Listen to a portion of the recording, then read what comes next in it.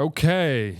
So today is actually our first formal and official day of Dan Cogdell Uncensored. We're excited to, kick off a podcast more focused on Dan and the cases he's represented in the past and currently and in the future, right? And today we have Tamim with us and Dan the man himself. How you guys doing? I'm doing well, but it's not the first time I've been uncensored. I've been uncensored all my fucking life. There you go. Uncensored all his life. We're just capturing it. I know you've been busy, right? Traveling a lot this week. How's your week gone? It's been a hectic 3 or 4 weeks, but it's going okay. Every time I bitch about my travel, I tend to slap myself and try to get grateful for having the business. So. Of course. You got the young legs still moving from city to city. How do you do with jet lag? It's just like a long prison sentence, dude. You just do the best you can. Dan, how often are you able to just get online and just watch brain rot or just nothingness or just something that's a distraction? How often do you have that time? I very rarely get online and watch TikTok or YouTube or, Instagram. I don't have the time for it, and I don't have the mental capacity for it. Sadly enough, what I do for visual recreation is watch murder stories or whatever. Oh God, he just sticks to what he knows. Whatever. Envisions how to represent the killers. Falsely accused. Is there any law shows that are pretty accurate to what a lawyer deals with? You mean any Suits or anything like that? No, that's all complete total bullshit. Couldn't be further from the truth. Damn! Every time I watch those, I'm the Lincoln Lawyer to me is the most Lincoln. Entertaining of them. Okay. And it's semi-realistic, but it's entertainment for sure. Can you fire off Cogdell's 4 top law shows? Well, anything with me, of course. That'd be the first, second, and third.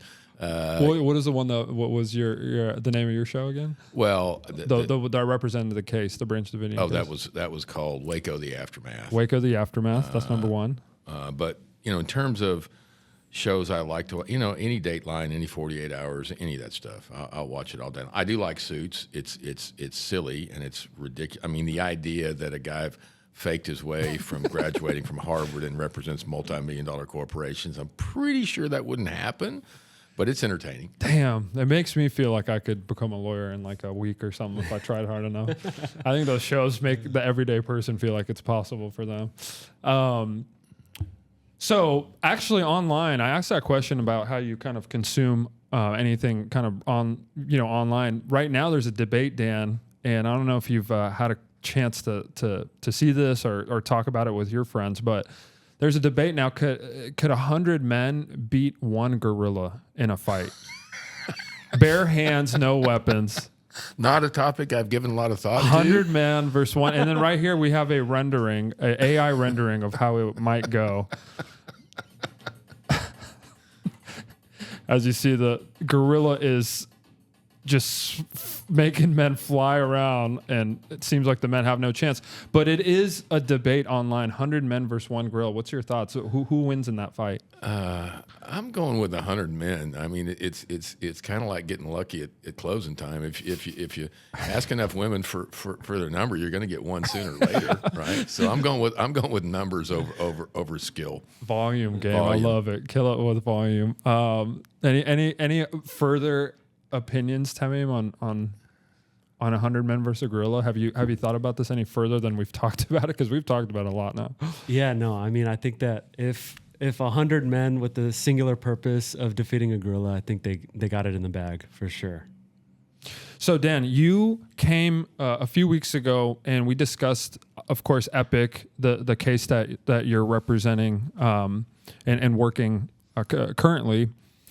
Any updates that you can share? What's kind of going on with Epic, and how are you feeling? Any further harassment? Anything that's noteworthy that you want to talk through? The harassment has died down. What has not died down for me is just the fervor in how triggered people are by the simplest of terms. It blows me away the overreaction of politician after politician and non-politicians to the idea that these folks want to build a community that features a mosque in it. I just don't get the hatred and the vitriol. As I may have mentioned previously, the idea that I got hired is hilarious to me. I mean, you'd have to go to a Ku Klux Klan meeting to find somebody with pigment whiter than mine, right? I mean, it's like how they got to me. And I had no experience, I think, as I mentioned, with Muslim people or people in the Islamic community. They didn't have any of those at Stratford High School when I went there back in the day. And they're lovely people. I mean, it's unbelievable how family-oriented, how work-driven, how religious-based they are. I've never met a group of more grateful, decent, kind folks than the individuals that I met at Epic. It blows me away how lovely they are. And I just had no experience. I didn't think they were aliens. I didn't have a strong opinion one way or the other. I just had no experience with them. And the idea that some grandma in Utah gets riled up that they want to build a community with a church in the middle of it. It's like, why do we have the hate? We've progressed literally nowhere from 9/11. I mean, I thought we had, but apparently we have not. Yeah, it does seem like as soon as it feels like we're taking a step forward, a story like this comes out and it's 2 steps backward. So with your time spent, like, what is your understanding of the goal for this community? So we mentioned before, is it access, essentially just access to a mosque and having the ability to be in that environment? Or what is the goal for the leadership of Epic? I think that the goal for the leadership of Epic is to have kind of a one-stop area where they can worship, they can receive medical care, they can receive child care, they can receive adult care, and it's not, again, it's not exclusive. You don't have to be a Muslim, you don't have to be Islamic, whatever. Anybody can live there. But I think they want to have a community where they surround themselves with like-minded people. And I'm sorry, the same thing goes on in Highland Park every day. The same thing goes on in areas of Richardson or Denton or Waxahachie or wherever. People gravitate towards people of like minds. It's just the nature of human beings. At any point of this conversation, have you come across the actual people who live in Josephine? Have they, mentioned how they feel about the project? Or I have not. Now, Imran, one of the leaders, and others with Epic have, and they've experienced no resistance whatsoever from the local folks in Josephine. Now, keep in mind, Aaron, this is in the middle of nowhere. I mean, it is literally in the middle of nowhere. It borders Collin County and Hunt County, and it's a giant field in the middle of nowhere. They've not experienced any pushback from the locals, but I guess there's always time. Yeah, it seems like the population, at least as of 2023, was just over 7,000 people. So clearly not too big of a community. And it seems like the project is supposed to be on undeveloped land. So there has to be development to even create the space that they're looking for. And kind of getting into that, it seems like there's kind of arguments about even breaking ground and what does that look like? Can you talk us through the legal ramifications of the case as it stands today? Yeah, so we are in the process of preparing to apply for the permits, right? They haven't even applied for the permits. There was one commissioner's court meeting in Collin County where it looked a lot like that Sacha Cohen Baron skit where all the locals turned up and were railing against it. It was just comical if it weren't so serious. But the House lately passed a bill, and there's an amendment to the bill by Senator Leach, and basically the amendment to this bill is a kill shot to Epic's desire to build, which says the applicant or owner of the land or improvement that is the subject of a development inspection is under investigation by the Attorney General, a county attorney, or a district attorney. Let me repeat that. It's under investigation by the Attorney General, a county attorney, or a district attorney. Let's just take Epic out of it for purposes of discussion here. Let's just assume Epic should go nowhere and it's a bad idea and these are hateful people and it's a training ground for Osama bin Laden's grandchildren. Let's just take Epic out of it. That's a ridiculously stupid amendment to the bill because there are 254 counties in the great state of Texas. So we have more or less 254 county attorneys, 254 district attorneys. Now, that number is a little bit less in terms of the district attorney because sometimes one district attorney will cover more than one county. That's rare. But let's just pull the number out of the air and say it's 500 county attorneys or district attorneys. Do the math on that. If you've got 500 people who can for their brother-in-law who's a landowner next to a development that's going in, where all he's got to do is pick up his phone and call his brother-in-law who's the county attorney likely or a district attorney, a little less likely but still certainly possible. You're giving huge power to people that have no basis for interfering with such a project. I will give the first part of it some credence, meaning if there's an investigation by the Attorney General, one would hope that any investigation by an attorney general of the state of Texas, whether it's Paxton or his successor, would have some bona fides to it. It wouldn't be some brother-in-law relation where there's a Walmart going in next door to Billy Bob, and Billy Bob calls, Tommy Sue, and Tommy Sue says, we're investigating it. But it's a horrible idea, and the reason it exists is because they are trying to kill Epic. I'll get off my monologue in a second, but the reason all these politicians are trying to kill Epic is based on complete misstatements and complete falsehoods.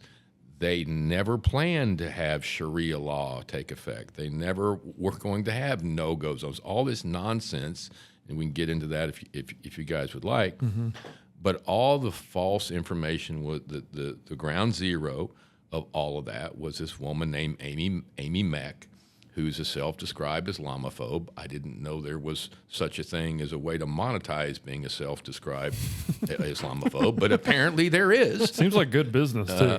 A lot of opportunity there. Huh? And so she was the one that first got on the Epic website and said, oh my, these people, it's just like what's happening over in Europe, which is way overstated, and it's going to be Sharia law, and it's going to be unacceptable, and blah, blah, blah, blah. And then she tweets it or posts it or whatever one does, and there's this woman named Sidney Powell, who I know, and Sidney Powell is mostly associated with Donald Trump and his crowing that the election was stolen, and Sidney Powell, she License to Lie. She actually says nice things about me in that book, but that's another story. Sidney Powell of Release the Kraken fame, she retweeted it and hit up Abbott, and here we go. Interesting. Yeah. So, taking a quick scan of Amy Meck's profile page on X, it's just nonstop, just Islamophobia around the world. It's clearly, a position that she's very anchored on. I don't think she's ever even been to Texas, let alone Josephine. I don't know if she's ever spent time with any Muslims in Dallas or has any real world experience with Muslim people, but she clearly has a strong opinion about it. And if you look online, you can tell that there's a lot of slant and bias. So she originally instigated with leveraging a rendering of Epic City and talking about Sharia law and talking about how they're going to do those no-go zones and honor killings and what have you, right? So what it seems like, Dan, and correct me if I'm wrong, they're not essentially trying to get into a legal battle about there being Sharia law. They're trying to do this, what you quoted, a kill shot, by trying to just stop it from even being developed by this weird this bill, essentially, that in layman's terms, it's like if somebody complains, a district attorney complains about a land, that even developing after that complaint becomes complicated, right? How can you make that the most simple message in terms of what they're doing to stop the development? Well, what they're doing is they're given carte blanche authority to the AG, but more importantly to a county attorney or a district attorney. Once they initiate an investigation, That's what it is. it's over. So It's just over. one person. One out of the 500 potential. One out of the 500. And again, if you have your beautiful acreage in Sonora or in Galveston or wherever, and Walmart wants to put in a store next door, and you have some cachet or relationship with the county attorney or the district attorney, they just have to say it's under investigation and everything stops.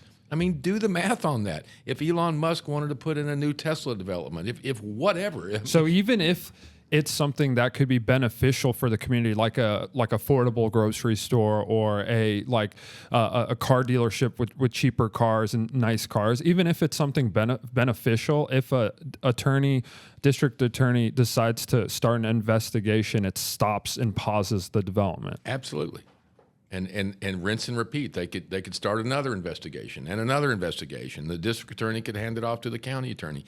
It's the most reverse thinking amendment I can think of. Again, when you stop and acknowledge or realize that the basis, the motivation for this kill shot is a lie, is false information, is bullshit, and everybody's trying to race to the bottom to see, how protective they can be and make sure these evil Muslims don't build their church. But it's insane. It's the most un-American, un-Texan thing I've seen. So how do you battle against that bill? Well, we meet with the senators that are voting on it. Got it. And try to get traction with them, and hopefully they will recognize that the cure is far worse than the disease. In fact, there is no disease. The cure is the disease. Slippery slope, sounds like. And not a slippery slope, it's a cliff. It's a cliff, a steep one. So, we had some fun taking a look at some of the analytics of your page and specifically of a post kind of highlighting some of the misinformation campaign. That's all I'm asking you to do, dude.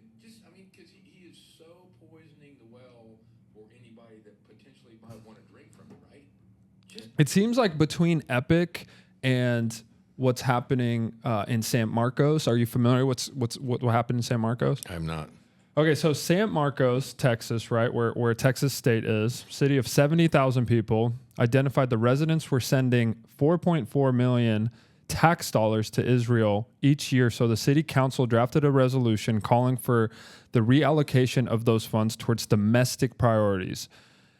That triggered Abbott to threaten to cut off the city from all future state contracts if it adopts this resolution, right? So then Governor Greg Abbott tweeted, anti-Israel policies are anti-Texas policies. And he sent a letter to the city of San Marcos condemning its proposed anti-Semitic resolution, openly flouting Texas state law. So long story short, this community wanted to keep, in San Marcos, wanted to keep the $4.4 million tax dollars for the domestic priorities rather than sending it out to Israel. And that caused this response, which has people going crazy online. Do you have any comments about that? I know that's kind of out of the world of legality, but more into politics. But it seems like it's stirring the pot a little bit. Any kind of insights on your perspective? It seems that our governor is taking a page out of Trump's book, assuming Trump could read or write, but assuming out of Trump's book that he's been elected as dictator, not as president. Abbott, what business of that is Abbott's? I mean, yeah, he's our governor, but he doesn't get to dictate what cities do as long as they are following the law and following the law of the state of Texas and the United States. We didn't elect a dictator. Sometimes I don't think our leaders understand that. Well, it seems like the governor of Texas would want more money for things in Texas. One would think. So that's an interesting dynamic, and it's definitely got a lot of people online just frustrated. People in your own comment section, kind of going at Abbott. The truth and Abbott haven't met for years. He only knows propaganda. He's a Cheeto licker. Asking him to tell the truth is like asking him to walk. That's a little bit of a low blow. It's a low blow. you know, a lot of people are just frustrated because it doesn't seem like his priorities are what's beneficial to the state of Texas and the flourishing cities like North Dallas or San Marcos, right? I think so much of politics these days is dictated by their expectation of how it looks on social media, right? That everybody that's a politician has some human somewhere that's creating, maintaining, altering their social media post, and I think they are far more concerned with what it looks like they're doing as opposed to what they are actually doing. And that's Totally. that's a hell of a shame. I mean, that's the biggest disappointment, I think, you know, as a resident here in Texas and a citizen, you know, it seems like optics is always the most important thing in politics versus actual results. And, threatening to cut off a flourishing city of San Marcos from getting more future contracts from the government to further grow and develop the city because they want to keep more tax dollars for the city. It just seems like backwards in terms of just growth for the people of Texas. I mean, I think isn't the priority to keep flourishing here stateside? It just feels really weird. It reminds me of Sam Houston actually said this however many 100 years ago. And Mark White sort of parodied it. It's do the right thing and be prepared to suffer the consequences. I mean, people have lost sight of their commitment and their obligation to do the right thing. And again, what I know about politics, you can stick in a thimble and have room for your thumb. But the vast majority of politicians, not all, but the vast majority of politicians are concerned their primary obligation is to get reelected, is not to represent their constituents. And you see that over and over. That's not hyperbole. I mean, look around. And that's what's disappointing as a citizen, as a voter, and a taxpayer, as politicians are looking out to get reelected far more than they're looking out to do the right thing for their constituents. It also just feels like money, money, money, money, right? Like it's all about money, controlling the money, getting money, the campaign dollars, cutting money off, like, sending money, keeping money. It's all about money and following the money. And I think we encourage our, viewership to just follow the money and see, who controls what and who makes decisions behind the dollars, right? And speaking of dollars, to kind of transition into, another topic here, NFL champion Shannon Sharpe sued for sexual assault. So Shannon is a Super Bowl champion and host of popular podcasts, has been accused of sexual assault in a Nevada lawsuit. The lawsuit was brought by a woman who alleges that Mr. Sharpe used his fame to manipulate, control, and subjugate and violate women. The accuser is 19, says in a legal filing that the pair had a nearly 2-year relationship during which time Mr. Sharpe was aggressive and allegedly raped her. Mr. Sharpe has denied the allegations and said it is the target of a shakedown. Now, the suit seeks more than $50 million compensatory. One of those law words. Yeah, I don't know why I couldn't read that. And punitive damages. So, are you familiar with this case? And can you kind of talk us through, the legal ramifications behind this one? Yeah. So the suit is brought by Tony Busby. Tony Busby is a very recognized, very financially successful lawyer from Houston. He was my co-counsel, or I was his co-counsel, depending upon who you ask, in the Paxton impeachment proceeding. And Tony has made I don't want to say a cottage industry, it's more of a village industry or a city industry of suing high-profile individuals for sexual misconduct. He famously has sued P. Diddy. And following the lawsuits against P. Diddy, he then sued Jay-Z, and now he has sued Shannon Sharpe. The Jay-Z suit and the Shannon Sharpe suits seem to have backfired a little bit because in the Jay-Z case, the woman who was the supposed victim in the Jay-Z lawsuit has now come out and said, oh, I wasn't sexually assaulted. My lawyers talked me into that. Those are my words. Those are not her words. And then with Shannon Sharp, he's got some text that he between he and the woman that would certainly look like whatever was going on in their relationship was more than consensual. So, anytime you bring a high-profile case and you sue somebody as recognized as Shannon Sharp, or you sue a billionaire, in the case of Jay-Z, you're going to get pushback. And I'm not here to say Tony did the right thing or the wrong thing, but he's gotten a lot of notoriety of late because of the pushback he's gotten in those cases. So I want to kind of take a look at this from a few different angles, Dan, being the kind of professional in the field, having a prior relationship with Tony. Where, like, can you kind of get us in the mindset of a Tony Buzbee in a case like this? Specifically, like, let's focus on the Shannon Sharp one. So it seems like Shannon was positioning himself for a $100 million deal with I think it was Volume Sports, right? So speculation has arisen about potential link to rumored $100 million media deal for Shannon Sharp. So Shannon's in the middle of this media deal, and then boom, here comes a $50 million lawsuit from a prior relationship. What goes through the mindset of a Tony Buzbee, of the lawyer who's going at somebody of a high profile like Shannon Sharp? I don't know that this happened in the Shannon Sharp lawsuit, but I do know that Buzbee and other lawyers have used a tactic, which is basically you send out a demand letter saying if you don't agree to pay me X, or if you don't agree to pay me, or sit down in a pre-lawsuit filing mediation, I'm going to sue you for $100 million or $200 million or whatever it is. And people want to avoid bad publicity. Exactly. They just do. And it's, again, I don't have an opinion as to whether or not Shannon Sharp did or didn't do what Buzbee claims he did. But when you are talking about that kind of money that you're on the verge of making, you're placed unwillingly in a very vulnerable position.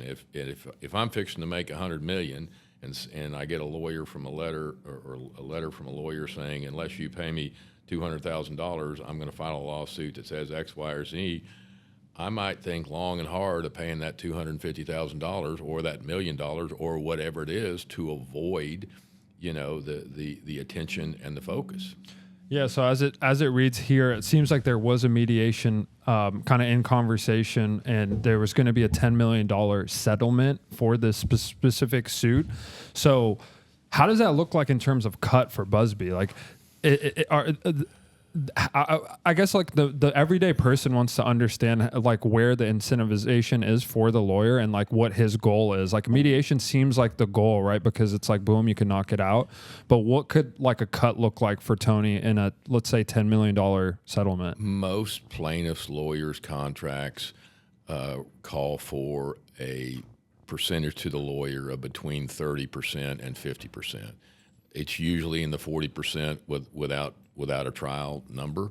So assuming that number's accurate, if they were going to settle for $10 million, Tony was going to get $4 million. The other advantage or the other reason why a plaintiff's lawyer wants to pursue a demand letter and a mediation is it's I don't want to say it's zero work, but it's pretty close to zero work, right? You're writing a demand letter. If the guy responds the way you hope him to, you'll be in a mediation in 30 days or less. A mediation will take a day or 2 days or whatever, and that's $4 million is a pretty good payday for 2 days worth of work. It's a really good payday. I just need one of those, and you'll never see my fat ass again. Buzbee's got a higher burn rate than I do, so he might need several of those things. But the other side of it, Aaron, it's from the plaintiff's lawyer's perspective, that's a bullet you can only fire one time.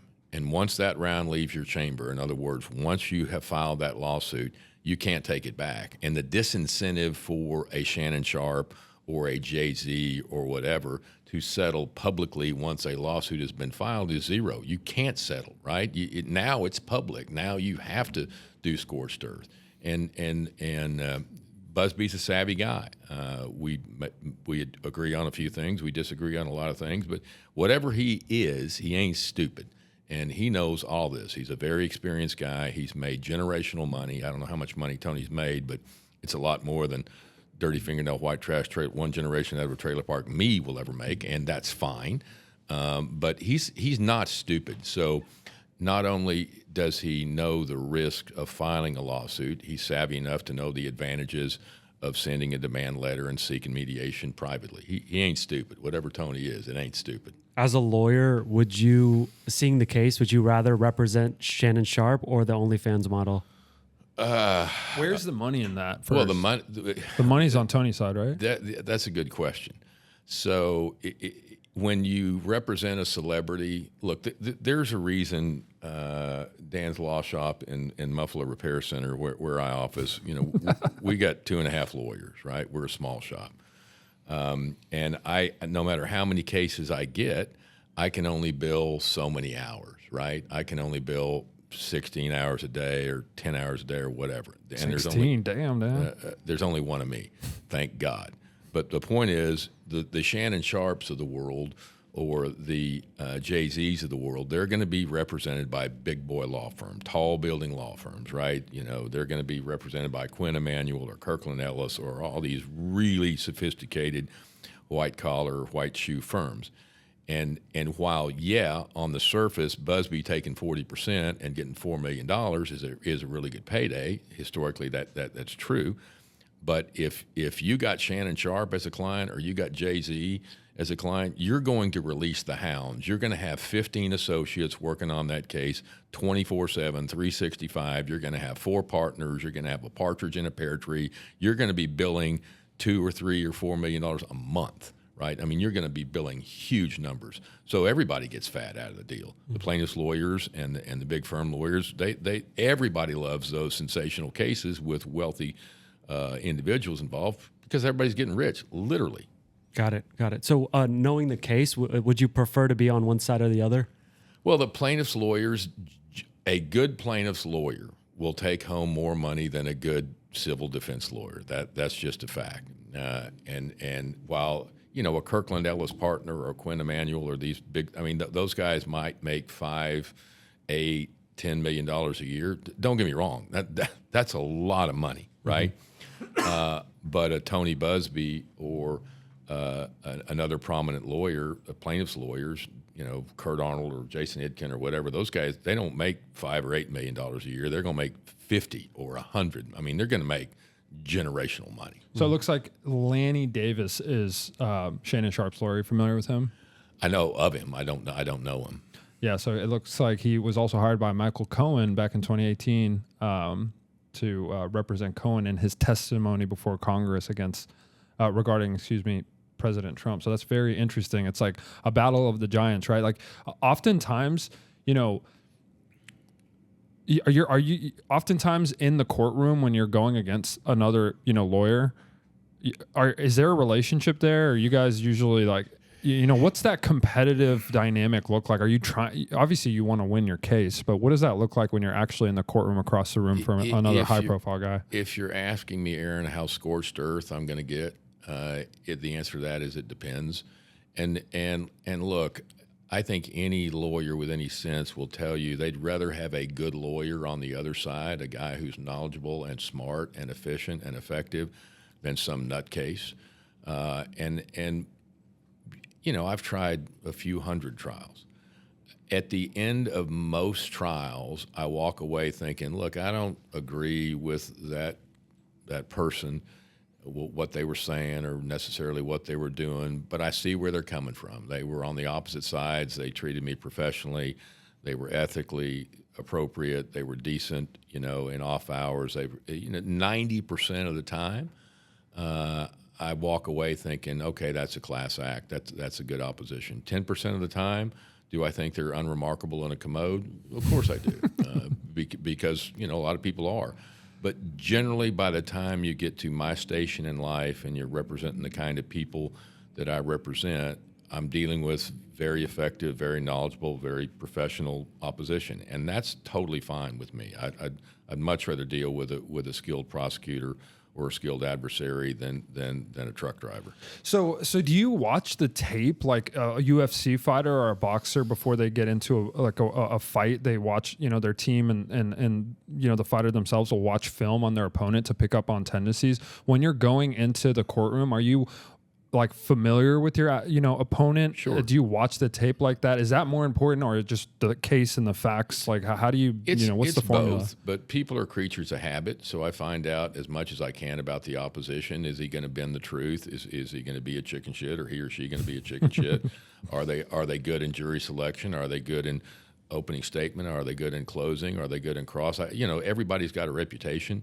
And I try to find out as much about the enemy as I can. I'm assuming they do the same with me, although it always amazes me when I meet somebody from, I'll go into D.C. or I'll go to New York or I'll go here or there, and they didn't even Google me before I got there. I mean, that's the first thing I do when I look at a case is who's the other lawyer on the other side, and Google them and find out where they're from and how many cases and what they do and what they don't do. So we don't watch tape because there ain't no tape, and certainly in federal court you can't record. But I find out as much as I can. You bet, because people are going to do the same thing. When you represent somebody, like, have you ever found out pretty early on that they're guilty? Well, guilty is a rather elastic word, and again, guilt is all punchlines notwithstanding. I don't technically ask my client if they're guilty or not. I generally try to find out what their perspective is. But I remember as a young lawyer, I was working for an iconic lawyer, Racehorse Haynes, and it was a DWI case, right? A little bitty baby DWI case. And he was offered probation, and he wanted to take probation. So, it was, I only had a handful of trials under my belt at the time. So we pled him on the day of trial, and I came back. And Racehorse said, what are you doing back? And I said, well, we pled Jimmy's case. Well, why did you plead his case? Well, because he was guilty. And he just blew up. And he said, how do you know if he was guilty? And I said, well, because I asked him. He said, don't you ever ask a client if they're guilty. Don't you ever. That is not your job to determine if a client is guilty or not, Cogdell. What are you doing? So I learned fairly early on that ain't my job. Now, do I defend people that in my heart I believe were guilty of doing something wrong? Sure, I do it all the time, but I don't necessarily think that they're guilty of what they are accused of, or oftentimes you're arguing punishment, right? In Texas, the jury decides, in Texas state cases, the jury decides what the punishment is going to be. So I'll try a murder case or wherever where the state's offer is 50 years, which is effective life, where I don't think the facts bore that out. I think 5 years or 10 years is much more appropriate. So sometimes you're trying the case, at least in state court, not so much for guilt innocence, but for punishment. And sometimes, in the words of Bob Dylan, when you got nothing to lose. You got horrible facts, you got an unreasonable offer, you got a difficult client. There's no reason to plead the case guilty because they're not offering you any incentive to resolve it. So Tony Busby, love to have you on with Dan, kind of talk through the case and just hear you guys just go at it. Lanny David, of course, Lanny Davis representing Shannon Sharp, represented Michael Cohen, Trump, getting into Trump a little bit more. Here's a little clip of Trump on the tariffs I want to just play for you. It's just an 8-second clip. Tariffs. Are you open to pulling back your tariffs in order to get China to the negotiating table? No. A hard no. So the reporter asks, are you willing to negotiate and bring your tariffs down per China's request? Trump, says no pretty quickly, firing back against backing down from the tariffs. Obviously, the tariffs have impacted a lot of different industries. Maybe the tariffs haven't necessarily impacted the law industry or legal implications behind them, but I do want to kind of hear from your perspective his current economic, Trump's economy. Like, how's that impacted you specifically? Has it impacted the world of law? I'm not seeing an impact in my my house of glass in terms of practicing law from tariffs. What I do see is it's not answering your question. It's diverting it to another area. Is where Trump has issued these presidential orders, basically barring firms that took a position adverse to him from access to federal courts, and it's just insane to me that he's done that, issuing these executive orders that keep a firm like Sussman Godfrey in Houston. Sussman Godfrey is an elite, very sophisticated, very successful firm. And I mean, they make, a bunch of money, and they should. And every lawyer there is smarter than I'll ever be. And we've got former federal law clerks and Supreme Court law clerks, and they don't drive a rusty truck. They're sophisticated people. And they sued Fox News for the whole idea that the election was rigged, because Fox came out with these reports that saying the voting machines were rigged, and that's why Trump lost the election. So they sued Fox, representing the voting machine company, for defamation, and they settled for $1 billion with a B. And Fox settled, one would presume, because they knew a jury was going to hurt them worse than the $1 billion they agreed to settle.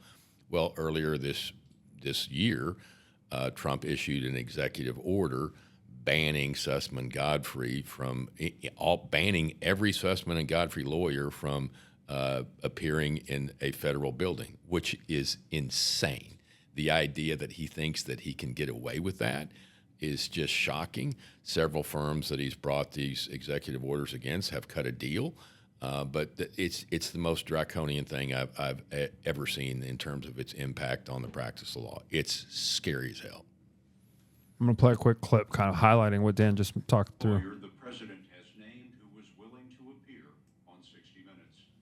Elias and others are warning that Trump's assault on the legal profession threatens the rule of law itself. Elias says that for him, it began with the president's personal grudge. The story will continue in a moment. We'll let this ad play through here, but obviously we're not going to respond to the entire 60-minute clip. It's 15 minutes, but we'll have the link on the post for people to watch. But it does seem like he's threatening the rule of law through his executive orders. That's interesting, Dan. So it's really just like a personal thing that's impacting the Absolutely. rule of law. It's completely personal on his part, and the idea that he thinks he can get away with it. I mean, that's what a dictator would do. It's literally what a dictator would do. And the lack of pushback that he's gotten within his own party stuns me. It's just like, if let's step back. If Obama had tried that, oh my God, the people would have gone nuts if Obama would have issued an executive order banning law firms. They would have gone crazy. But with Trump, everybody just seems to follow along blindly with what he's proposing. But I don't know if you want to play this now. Yeah, let me play it for you. For free and fair elections. I insist on fighting for democracy in court, fighting for voting rights in court, and insist on telling the truth about what the outcome of the 2020 election was. Are there risks in doing the work that you're doing? I'd be an idiot not to be worried. The question, though, is what do you do? Right? Do you just cower in the corner? Do you just try to disappear? Do you just leave democracy to fend for itself? Or do you stand tall and do the best you can every day to represent your clients and try to preserve the rule of law? Mark Elias first crossed Trump in 2016. He was the top lawyer for the Clinton campaign. Then in 2020, when Trump and allies challenged the election results, Elias fought in court and won. Trump calls him a thug. Donald Trump is the walking embodiment of everything that is wrong with the American political system. And so when Donald Trump says that I am unethical or that I am undermining his vision of America, I say, boy, I must be doing something right. So it doesn't seem like this is a Republican, Democrat, conservative, liberal issue. It really does seem like this is a personal, like, Trump thing. So can you kind of highlight how that's really just dangerous for the everyday person? How does that impact me as like a voter? Well, it impacts the very idea of democracy and the rule of law. If a president or if a president, I guess that's what we have to call him because we elected him, if a president can control who can have access to a courtroom, my God, I mean, that's the end of a civilized country as we know it. That's the end of the rule of law. If the president says you can't even enter the building, you can't practice law, you can't represent your client, you can't make an argument. You are literally banned if the executive order is upheld from appearing. It's insane. So when Trump puts an executive order banning law firms, what does that mean? Well, it means just that. He issues an executive order that says that these individuals cannot enter a federal courtroom, and they can't enter a federal building, and that's effectively what happens. They're banned from appearing. It's crazy. It's insane. Taking a look at a couple more kind of MAGA related kind of Trump conversation here.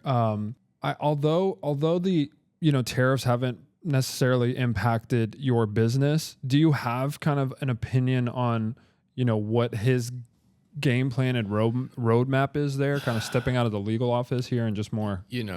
Again, Donald Trump to me seems more committed to analyzing the impact of a soundbite than he does determining what's best for this country. He wants to be in the news. Attention is his oxygen. He cannot survive without it, literally. And so this idea that a tariff is going to make America a better place to live or a better place to work, it sounds good at first blush. It's, we're going to bring jobs back to the United States, and we're going to make Apple iPhones here. No, we're not. We're not going to make Nikes here. We're not going to make Reeboks here. None of that's going to happen because we don't want to work for the wages that the Chinese are getting paid to. It's nonsense. But he thinks it makes him look tough, and it thinks it makes him look smart. And I think anybody with any understanding of basic economy, of how it works, realizes that if tariffs were a good idea, we would have done them a long time ago, right? And the last time they were tried was, I think, Eisenhower, and they failed miserably. So it doesn't work then. It's not going to work now. We are a worldwide economy. We're not a self-sustaining nation in terms of where we buy our goods. So the idea that they're not going to do exactly the same thing and raise tariffs on us is just nonsense. So Trump putting an executive order banning law firms, does that translate to more crime happening? I don't think that necessarily translates into more crime happening, but I think what is going to translate into more crime happening is the Trump administration on they're focusing almost in criminal prosecution on the Trump administration is heavily focused on immigration. That's where they're spending the resources. That's where they're putting the agents on investigating. As a small footnote, there are now four FBI agents in the Southern District of Texas that investigate fraud cases. 4. So the Southern District of Texas basically goes from Houston down to El Paso and back. I mean, it covers hundreds of square miles. It covers millions of people. Probably, Houston's got 6 or 7 million. It probably covers 10 million people. Mm-hmm. Right? And there are a grand total of 4 agents that are going to investigate fraud cases. It's a really good time to be a fraudster because the idea that you're going to get caught with a total of 4 agents trying to supervise or shepherdize the conduct of 10 million, I'll take those odds any day, any single day. And instead, he wants to focus on immigration because immigration is popular and people want to keep the illegals out. I get all that. But the vast majority of the people that are over here, as immigrants are law-abiding. Of course, there's outside, but he's curing the cure is worse than the disease by taking the agents away from focusing on, economic crimes and putting them on immigration and exclusively on immigration and denigrating the quantity and quality of the investigations otherwise is a really good day for criminals. I want to kind of jump into another local story that you're not involved with. This one, Austin Metcalf and Carmelo Anthony. This was a case that happened in Frisco where at a track meet, Austin Metcalf was killed and stabbed by Carmelo Anthony over a dispute over where he was sitting. It was very trivial, but he brought a knife to the event. They're from different high schools in Frisco. Carmelo Anthony killed Austin Metcalf. And Austin Metcalf died in his twin brother's arms. It's a pretty sad story. But we want to kind of learn how this stuff works really from start to finish. So Austin Metcalf, Carmelo Anthony, he kills Austin Metcalf by stabbing him. The bond was dropped from $1 million to $250,000, and he was released on bond. So how does that work? So you have somebody who admitted that he killed him, is put to jail, then gets out on bond, and now kind of the legal case, I guess, it starts. So can you talk us through how this works on the legal side? Sure. In Texas, as a matter of law, you are entitled to a bond as a matter of law on any case other than a capital murder case where there is so-called proof evident that you will receive the death penalty. In other words, if you're charged with a case, you are entitled to a bond as a matter of law unless the prosecution can show the judge that not only are you going to be convicted of capital murder, but it is likely that you're going to receive the death penalty. That's a pretty steep hill, right? So under the law, the idea that Metcalf got a bond is not unusual at all. That's standard operating procedure. Carmelo got a bond. Carmelo, I'm sorry. Yeah. Carmelo got a bond. He should have gotten a bond. The law says he should get a bond. The fact that it was reduced from $1 million to $250,000 is also, in my view, well within the bell curve of normalcy. The purpose of a bond is primarily to make sure the person shows up in court. That's what a bond says. If you show up, you'll get your money back. If you don't show up, we'll keep your money. There's obviously a related feature of a bond, which is to protect people from any potential danger, but the historical and primary purpose of a bond is to make sure the person shows up because, fun fact, we are presumed to be innocent of charges. Even if the guy, and it's my understanding that Carmelo Anthony basically tweeted or put up something on social media, not allegedly I did it or made some self-acknowledgement. But again, the idea that he got a bond is in the bell curve of normalcy and required by the law. The bond amount of $250,000, not unusual at all. So the fact that he got a bond in that amount is appropriate in my view. So he gets a bond, and essentially the conditions are that he has to stay in house arrest and on an ankle monitor, and he can only leave his home with judge's permission. So as this case kind of continues on, what's going on, at least in the court of public opinion, is his family and friends and family started a GoFundMe. The GoFundMe did initially get removed because of their policy against raising funds for legal defense or violent crimes. But there's another fundraising platform, Give, Send, Go. That's what the name of it, that allowed him and his family to receive funds. I believe the campaign on Give, Send, Go had raised over $500,000. And so you have someone who's essentially, on a murder trial for killing a 17-year-old. And correct me if I'm wrong, 17 years old in Texas means they're tried as an adult, That's correct. So he's being tried as an adult. He's getting this funding from, his community essentially, who's helping try to get him through this moment because they deem it essentially as a moment of weakness and an inability to, resolve something in a conflict resolution plus, an aspect of self-defense, which is interesting, right? So, let's put you as like, first, let me ask you, have you ever represented anyone in a case similar to this? Do you have experience in this type of world? Somewhat similar. Years ago, I represented a fellow. They were brothers. I think there was 2 years difference in age. The older brother was off at Texas Tech playing football. He comes home over the summer holiday. Older brother finds out that younger brother is dating what used to be the older brother's girlfriend. So you got that going for him. Both big, strong kids. The older brother was going to whip his younger brother's ass for dating his ex-girlfriend or dating his girlfriend, which would be pretty predictable. And the younger brother had a knife, stabbed the older, like a pen knife, like a little knife you'd carry around, not like a Bowie knife or something, just a short blade knife, stabbed his older brother one time, and unfortunately punctured his heart, and he died out. I mean, it was something that should have never happened. It was, I would argue, at least as tragic as the Carmelo Anthony situation, because I don't think anybody foresaw that somebody would die from that afternoon. It's totally disproportionate to what should have happened. But in any event, that's the only similar case. In my situation, the parents were, the victim of not only having one son being killed, but having to defend and support the son that killed the other one. One of the most tragic cases I've ever been a part of. It was just gut wrenching.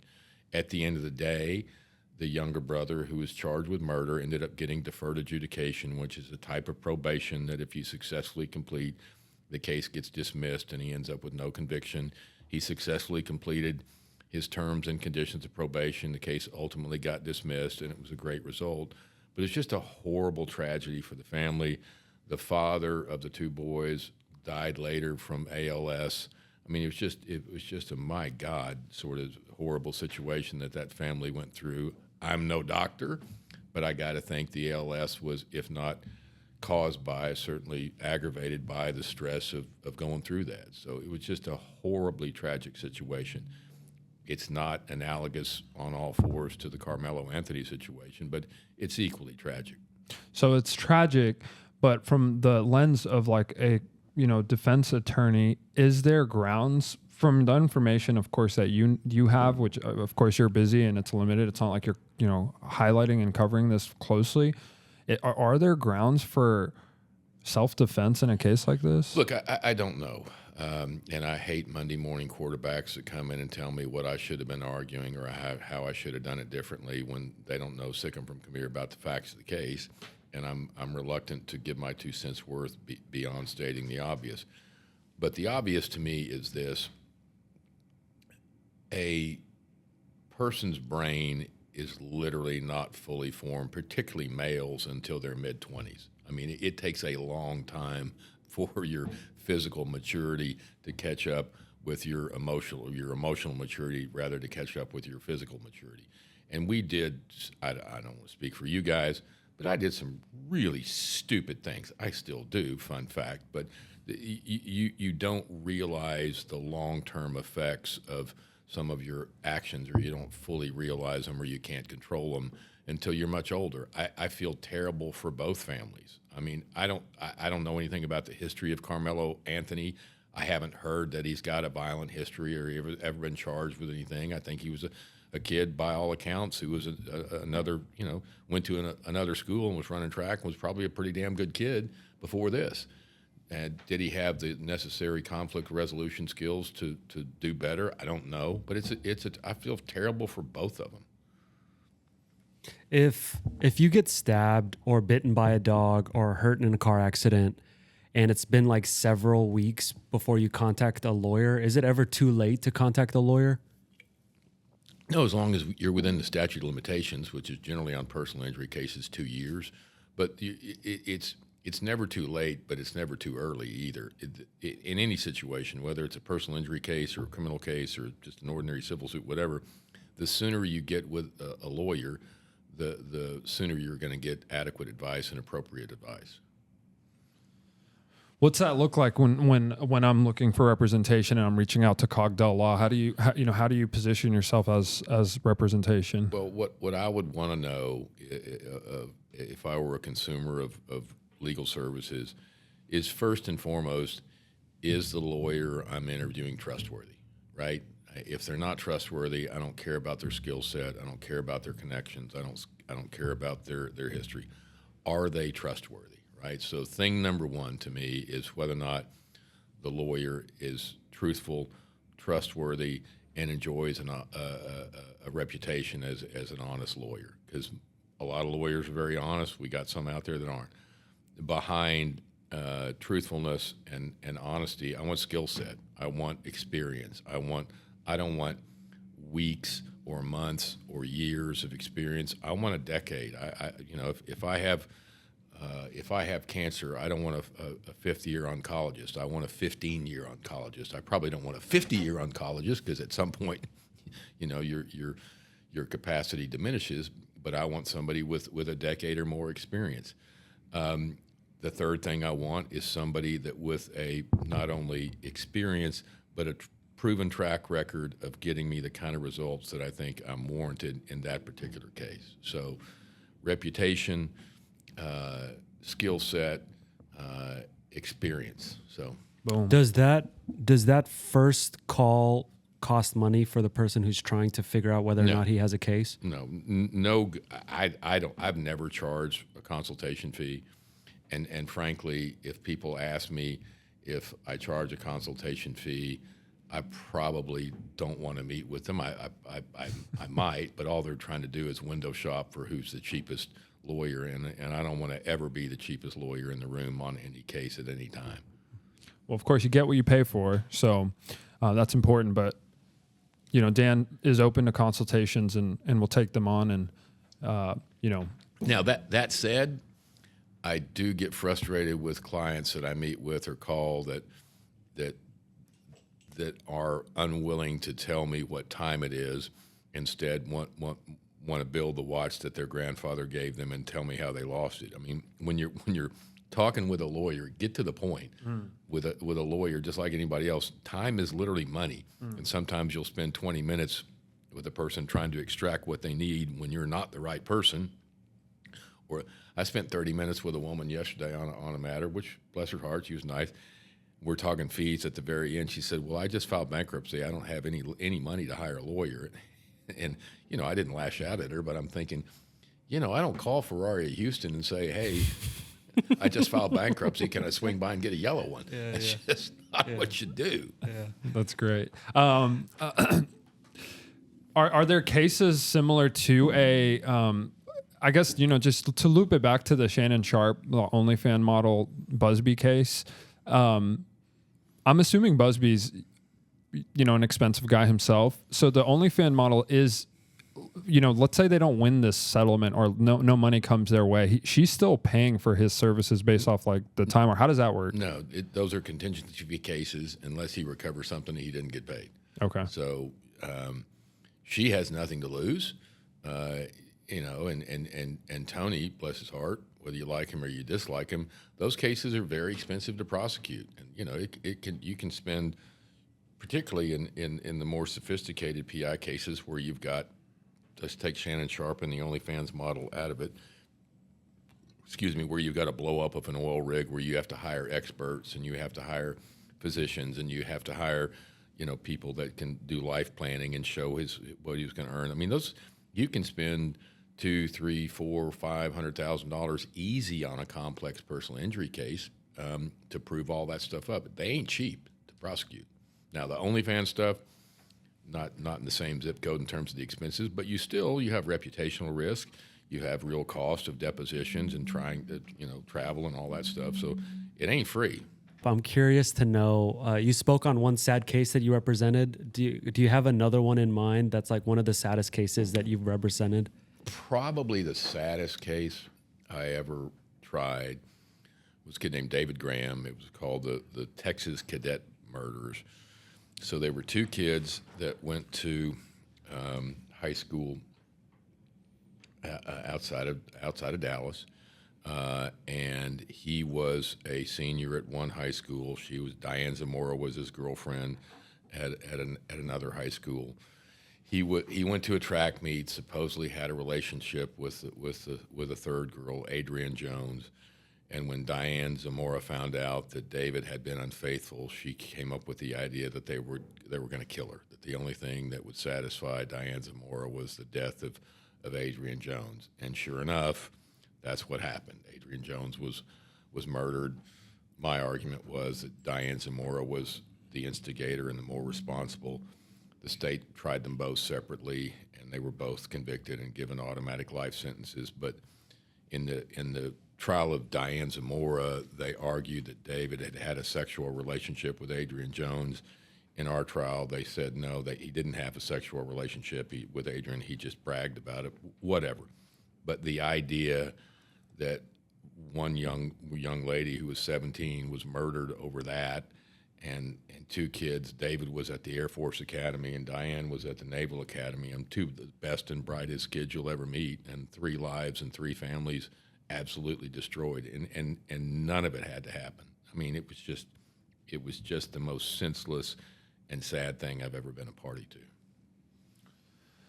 It's insane. I mean, the amount of stories and people that you've represented in cases, I mean, we can go all day, and we're going to, spread this out through different episodes and kind of get more into the weeds of who and what Dan has represented in the past. But I want to kind of highlight a member of his team here. So talk to me about why young Anthony also, he's one of the young attorneys of your firm. Why is he one of the top lawyers in Texas in terms of legal representation? Talk to us about what why you found that talent and what made him come to you. How did you bring him on? Well, if you want to know just why he enjoys such a good reputation, ask him. My biggest criticism of Anthony is he reminds me a little bit too much of me when I was his age. I first met him when he was prosecuting a case that I was defending, and he was very effective, very reasonable, very fair, and represented his client really well. And his father, who, by the way, I hope was involved in Anthony's procreation, because Anthony's a really nice-looking young man, and his father, if you saw him and his father in the same room, you'd wonder if they were where Mom was that night. No, I'm kidding, but Anthony Sr. Is a really good lawyer. His dad's a really good lawyer who does really gritty cases. He does almost exclusively capital murder cases where they're seeking the death penalty. The old man is my age, and he's a really good lawyer, does work that I would never want to do. And so Anthony had a leg up by virtue of the fact that I knew and respected his father. And so I lured him away the old-fashioned way. I paid him more money than he was making at the DA's office, and he has transitioned very well, and he's doing really good work. He's been with you for how long? Pushing 2 years. I guess in July, in July. He came with me in July of 23. So this July it'll be 2 years. But don't publicize that, because then he's already gotten a 1-year raise, and he'll want a 2-year raise, and then it'll never stop. Well, shout out to Anthony. We're looking forward to meeting him, and we've heard a lot of good things. And just one member of the Cogdell Law Firm. Is there anyone else, Dan, that you want to just highlight in terms of who encompasses your team? Well, Brent Newton is of counsel to our firm, and Brent is the smartest guy I know with the least amount of arrogance or conceit. He's brilliant, but you'd never know it by virtue of him telling you he's brilliant. Most people that are as smart as Brent can't wait to tell you how fucking smart they are. And I've never heard Brent throw his arm out of back or throw his arm out of socket, patting himself on the back, telling you how smart he is. He's effective, efficient, honest, trustworthy. I'm so lucky that he's of counsel to our firm. Brent can get done in terms of a pleading or research or a paper or a motion.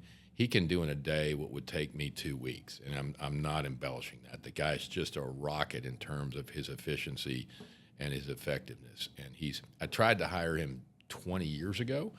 He was with the Public Defender's Office in Houston, in the Federal Public Defender's Office. He was an absolute star, and I tried to hire him 20 years ago, but his wife was going through treatment for cancer, and he kind of had to stay with the PD's office for purposes of insurance for his wife's cancer. Then he was on the Sentencing Commission for the United States Sentencing Guidelines, moved to D.C., and then we reconnected a few years ago. But I can't say enough good things about Brent. He's just everything you want a lawyer to be, except arrogant, brash, outgoing, and self-absorbed, which the last four things, of course, I embellish and I present. But he's great. Well, that's the Cogdell Law Super Team. I mean, everybody's got super impressive backgrounds in terms of what you've put together as a firm. Do you have like a Mount Rushmore of top kind of lawyers, both past and present, that you could put together for us? Sure. I mean, it depends upon the type of law you're talking about, but my all-time hero is the guy that Richard Racehorse Haynes. Mr. Haynes was the preeminent criminal defense lawyer of his generation. He's the whole reason I went to law school. The only reason I went to law school was to go to work for Mr. Haynes in 1982, and I guess 83, and I was lucky enough to do that. Richard is died 5 years ago, but he was the greatest criminal lawyer I ever knew. No ifs, ands, or buts about it. But I've been fortunate enough to work with Haynes, with Rusty Hardin, who's a generationally good lawyer. Anybody will tell you that. Rusty's on anybody's Mount Rushmore. Dick DeGuerin's a great lawyer. Kent Schaefer's a good lawyer. I mean, all these. Houston in particular, Texas generally, but Houston in particular, has always had some of the best criminal defense lawyers in the country. It's just kind of, I don't know why, but maybe it's in the water, maybe it's the sensational cases we grew up with, whatever. But Houston has always had a very good cadre of criminal defense lawyers. It seems like Houston is a hotbed. Would you say pound for pound the Houston All-Star squad would take on any other All-Star squad of lawyers? 100%. 100%. All day long. Hell yeah, all day. Based off of that, and on that point, what's the first three things a person should do before they contact a lawyer? That's a good question. I think the first thing they should do is ask people that they know that have had experiences with lawyers in the area that they're trying to hire, right? What's happened over my lifetime is people don't find lawyers based on referrals. They find lawyers based upon a Google search or a billboard search, which is, I don't want to hire an oncologist or a neurologist based upon a billboard. And people do it all day long. I mean, just drive down any freeway in Dallas and you're going to see this lawyer's billboard or that lawyer's billboard. So thing number one, ask for a referral, right? Ask people. Thing number two is, do your own independent research. Google them. Find out where they went to law school. Find out, what kind of cases they focus in. Thing number three is meet with them in person. And look, the thing that people don't appreciate is, particularly in criminal cases and PI cases, you're stepping off into a relationship. It's not just a representation, it's a relationship. And those cases are going to last, they're not going to last weeks or months, they're going to last years. And I'll tell you straight up, there are people that come into my office where it is rare that I say, I'm not going to represent you, I don't like you, but what I will do is set a fee that I know the client's not going to pay or not going to be willing to pay, because there's no connection there. There's just not any chemistry there. I'm not trying to date my clients. That's not my message. But my message is, I got to trust them and they got to trust me. And if that trust isn't there, you shouldn't hire the lawyer. In no uncertain, I don't care if it's the best lawyer that ever, drew a breath. If you don't walk out of that meeting feeling like you can trust a lawyer, don't hire him. So ask for a referral, do your own research, and meet with the lawyer and ask him the hard questions. How many of these cases have you handled? What's been the result? What's your best verdict? What's your worst verdict? What are your strengths? It's a full-on job interview. And the consumer, that is the client, should be willing to ask and should ask the hard questions, right? What's your strengths? What's your weaknesses? What's your policy? How often do I get to meet with you? What's your plan? And by the time they leave, they should have an understanding of whether or not that lawyer is reasonable, accessible, and trustworthy. It's awesome. I think we have, a great episode here with a lot of, informational insight. Is there anything else, Dan, before we, close out episode 1 that you'd like to cover? No, what you guys do intrigues the hell out of me because it's so far beyond. Look, I have a marketing degree from the University of Texas, which means nothing in terms of What frat were you in? I was a Sigma Chi. We're Sigma fixing to Chi. get kicked off campus. You were Sigma Chi? No. So we're fixing to get kicked off campus for hazing. Shocker that a fraternity would engage in hazing. But, it was a different time, and the way marketing is done these days is just outer space to me.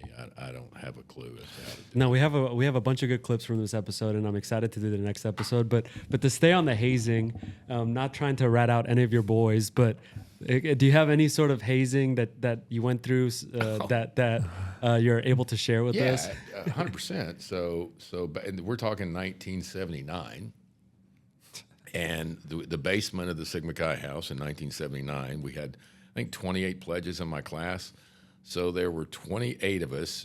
First off, I think Hell Week, as it was then described, started out by going to a farm owned by an active's parents. And I don't know. I find this very humorous retrospective. But you were fed Spam, but you had to eat the Spam while you were naked in a tree. So who came up with that job description? I don't know, but I do have a very specific memory of eating Spam in a tree. And then during Hell Week itself, where you're back at the house and you're living in the basement, and we had 28 guys living in a basement. We couldn't shower, we couldn't shave. We had a duck, we had geese, we had a turtle, we had an armadillo. We had all these live animals down there with us. And, of course, you're walking to class smelling like armadillo shit and looking like armadillo shit. And everybody's just turning a blind eye going, oh, it's Cogdell's late again. And there was a fellow who I won't name by name. Let's just call him Dick, because that was his first name. And it was also kind of his job description. And Dick was a big guy. And Big Dick. And we had cattle prods back in those days. I think I mentioned that in the case where I shocked myself. I'd been shocked before. But Dick had a cattle prod that was powered by a Sears Die-Hard battery. You could literally light a cigar off the arc of his cattle prod. You wouldn't use that one in court. I would not use that one in court, but after being shocked with that one, being shocked with the other one in court was nothing, dude. It was nothing. And I still see Dick these days. He's much less intimidating without the cattle prod powered by the Die-Hard battery. But those were different days. I'm not saying they were a good use of time, but it was a memorable experience. Let's just say it that way. That's hilarious. That's funny. Well, that wraps us up for episode 1 of Cogdell Law Uncensored. Super fun and exciting, guys. We'll be excited to cover more stories, obviously topical events and, legal cases of the past and tie it back in. And, history has a funny way of repeating itself. So the patterns are important, and having somebody with the experience like yourself, Dan, it's fun to pick your brain and just to rip through it. But appreciate it, guys. Well, picking my brain is microsurgery, but I appreciate it nonetheless.